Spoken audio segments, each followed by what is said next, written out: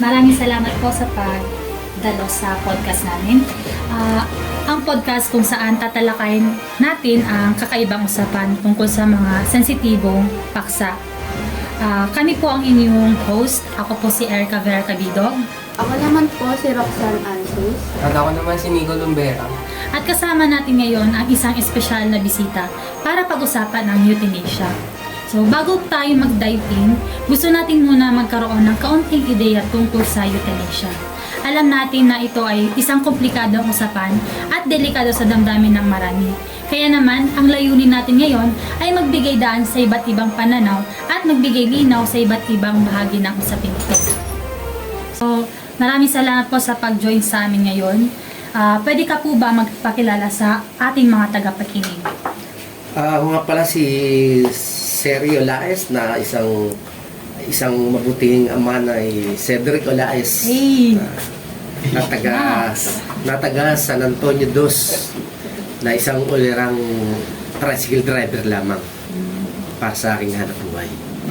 Okay po. So, sa unang tanong po, may anak ka na bang nakapagtapos sa pag-aaral?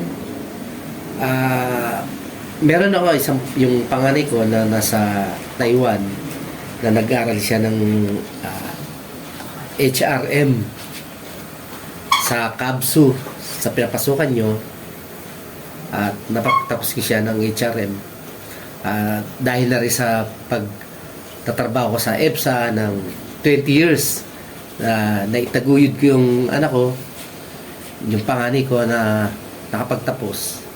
Tapos yun nga parang kulang yung kita niya dahil ako isang tricycle driver lamang.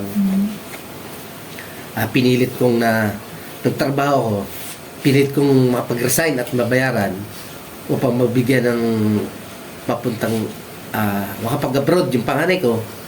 At yun natupad naman na nung nag-resign ako, binigyan ko siya ng pang-abroad at yun ang nakatulong sa amin sa pag-aaral ng mga kapatid niya. Paano nyo inaasikaso ang kalusugan at nutrisyon ng inyong mga anak? Yun nga, sa pagsisikap ko na sa pagtatrabaho sa EPSA, hindi ko na hinayaan na sa pagkain man lang ng mga anak ko sila rin. Talagang binigay ko yung talagang gustong pagkain para sa kanila miski ako'y walang kitain.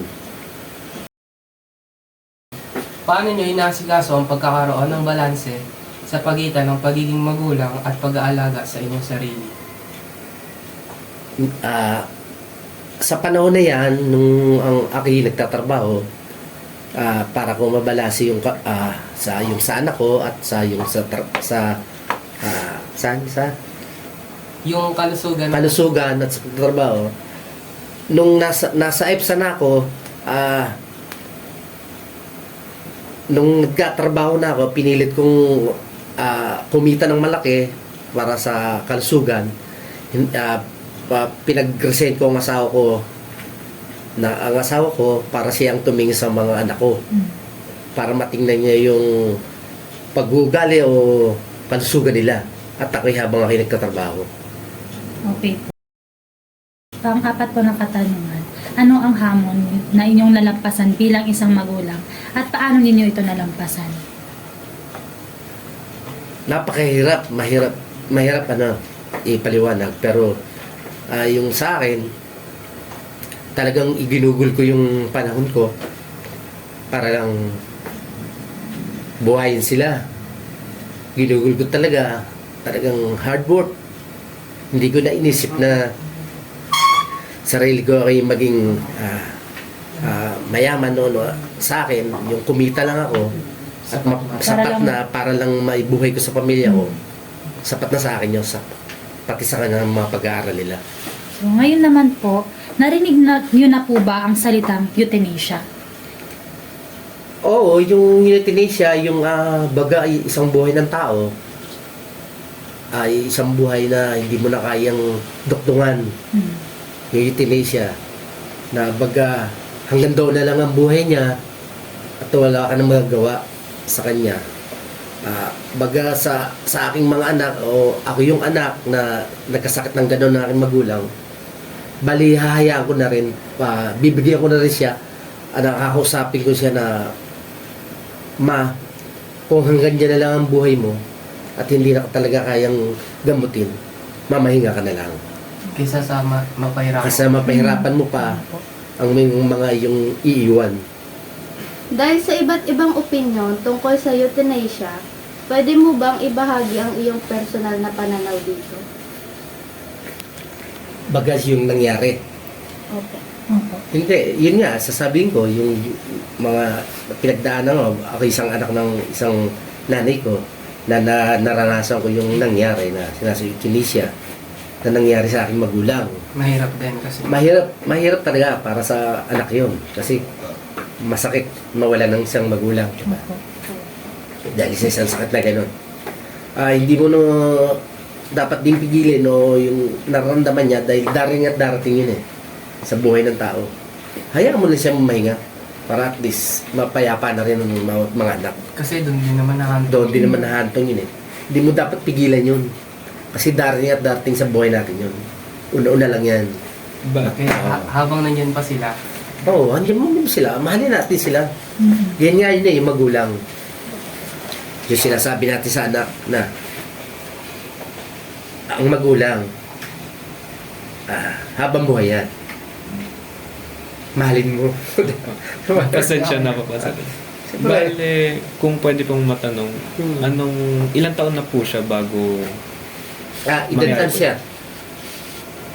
80. 18? Tanda na rin po pala. pagtuon naman natin sa aspeto ng batas. Sa tingin niyo po ba na ang euthanasia ay legal sa Pilipinas? O yun nga. Sabi ko nga, iba-iba tayo Ibig sabihin, hindi lang dito nangyayari sa atin yan. Pero di sa ibang bansa, kahit saan bansa meron yan.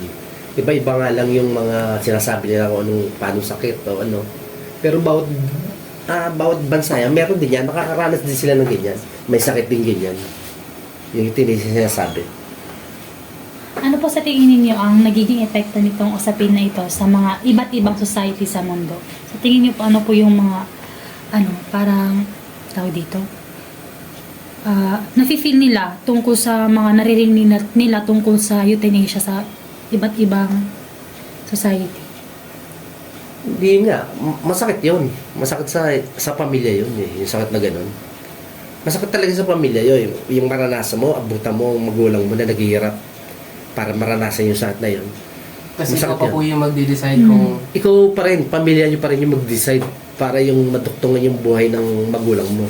papagpatuloy Patuloy mo. tapusin na. At tapusin. Pero kung alam mo namang nahihirapan yung magulang mo, iba't ipagpatuloy mo, bayaan mo lang siya mamahinga. At para siya mapayapa na rin umakyat, hindi na siya mahirapan. Pero po kung, kunwari, meron po kayong pera na tulungan pa po yung magulang nyo, gagawin nyo po ba? Ay, oo, siyempre. Siyempre, gusto mo rin maduktungan ng buhay ng magulang mo That's kung saan nakakaya mo pa. Kung saan nakakaya, na kahit paano, kung siya man nakakarinig sa'yo, hindi mo siya pinababayaan. Kahit gasto mo siya na laki. Natry yan dito sa Pilipinas. Kahit na sinong magulang. Basta magulang, kahit maubos ang pera mo, ibibigay yan. Kahit maubos sa yaman mo. Para makasama mo lang yung magulang mo. Siyempre, Opo. Mga mahal mo sa magulang mo, buhay. mahal sa buhay yun Gusto mo, ikaw ba, kung gusto mo mawala yung magulang mo? Siyempre ako, hindi. Hindi po, Anak hindi ko. po. Napakahirap po Diba? yun. Diba? Kaya nga yung sinasabi ko sa mga anak, ang mga magulang habang yun ay buhay, mahalin nila. Diba? Mahalin nila.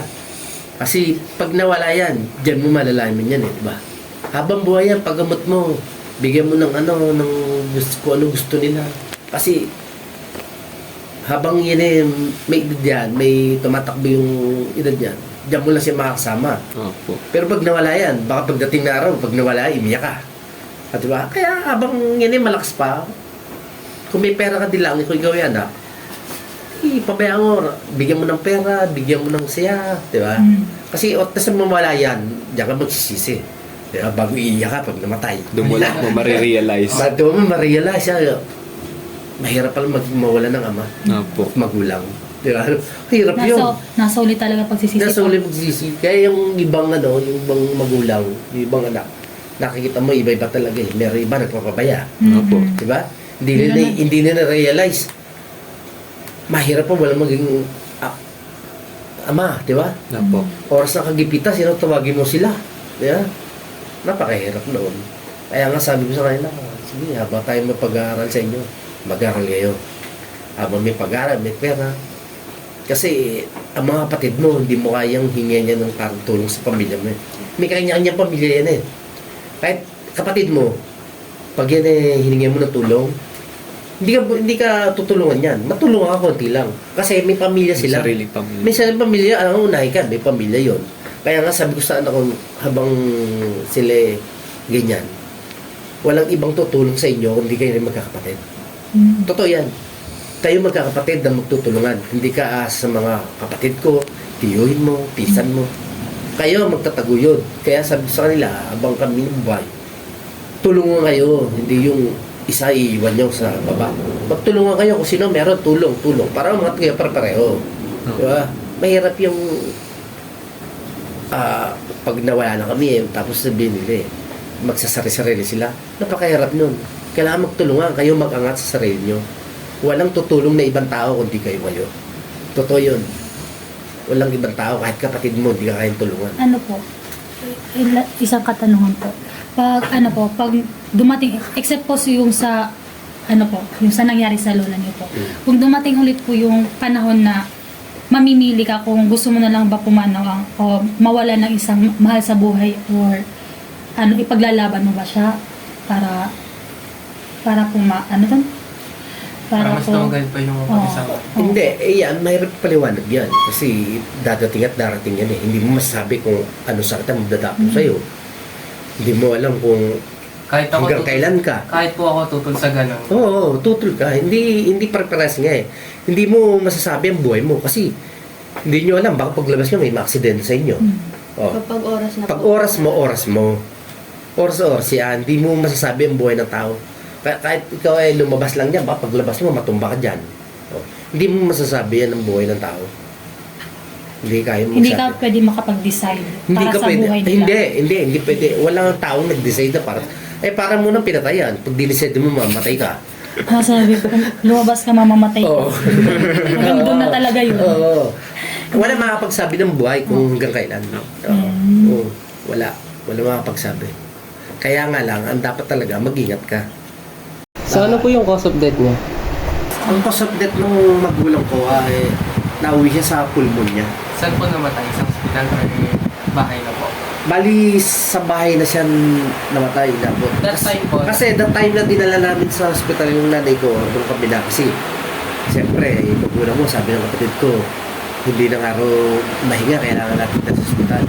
Ngayon, yung kapatid kong bunso, nag-decide yun sa akin. Kasi ako nga yung naging breadwinner kasi may trabaho ko dati. Pero yung nakaraan, kami na lang. Ngayon, sabi ng kapatid kong bunso, Kuya, dali na natin sa doktor. O sige ka, walang problema. Dali natin yan. Wala nang problema. Yan. Sabihin mo sa dinala namin. Sabihin mo sa mga kapatid natin, dali natin. At least, hindi namang sabihin natin, ikaw lang mag-shoulder. At least alam nila kung ano yung magiging desisyon. Lahat kayo nakakalam. Kailangan tulong-tulong. Kaya tulong-tulong. Hindi lang ikaw. Kailangan tulong-tulong yung magkapatid niya. Magulang nyo yan. Magulang mo, hindi mo mapabayaan niya. Kaya yung sinasabi mo na, yung kung saan, kung naiuwi pa sa bahay, naidala namin sa ospital. Ngayon, tinapat kami ng doktor. Ano po? Sabi ng doktor, kung ito'y gagamutin natin kasi matanda na nga eh. Hindi nakakayanin ang katawan ng mother mo na yung mga isasaks ng aparato. Sabi niya, mahina na, hindi nakakayanin. Kasi yung time na yun, nung sinasaksakan siya ng oxygen, yung mga ugat niya, ayaw nang tumanggap ng oxygen. Niluluwa na. Kaya sabi ng doktor, tinapat kami. Sabi ng doktor, may pa yan, kuya. Lagyan na natin ng oxygen, doon lang tayo sa bahay. Doon yun lang paggamutin. Ngayon, dinuwi namin. Sa lang kami, sa bahay na lang. At di ginamit namin dyan. Ngayon, siyempre, habang nagtatagal yung sakit, lumalala yan eh. Oh, pero may gamot. Alam mo, mapat namin. Siyempre, sa bahay na, wala na tayong magagawa. Dahil, sabi nga ng nanay ko, kung nakapagsalita pa may sabi, kung wala din lang dito lang, babayan nyo lang muna ako. Sabi namin, hindi kami papayag, Nay. Gagastos talaga kami para mapagaling kayo. Kasi mahirap naman yung magulang mo, pabayaan mo dahil hindi nyo pinagamot. Siyempre, si kapatid mo. Susundin mo lang yung Oo, sinabi pag niya. sinabi ng kapatid mong sabi na may tigil. Siyempre, hindi mo titigil yan. Hindi. Magulang natin yan eh. Gastusan natin yan. Hanggang saan makarating at least, kahit siya man yan, nasa Pinaglaban. kabilang buhay, hindi sinabi na pinabayaan natin siya. At least pinaglaban. Pinaglaban mo siya, di ba? Pero at ano, Oo. wala naman po nangyaring away. Wala naman, kasi... Sumang-ayan naman po. Oo naman. Pag sa pagganyang desisyon na, kahit kayo magkakawin mga kapatid, magbabati kayo. Totoo yan. Kasi magulang na. Ewan ko na rin lang pagkatapos naman. Pero sa amin naman din. Nagtulungan kami. Yan sa huli.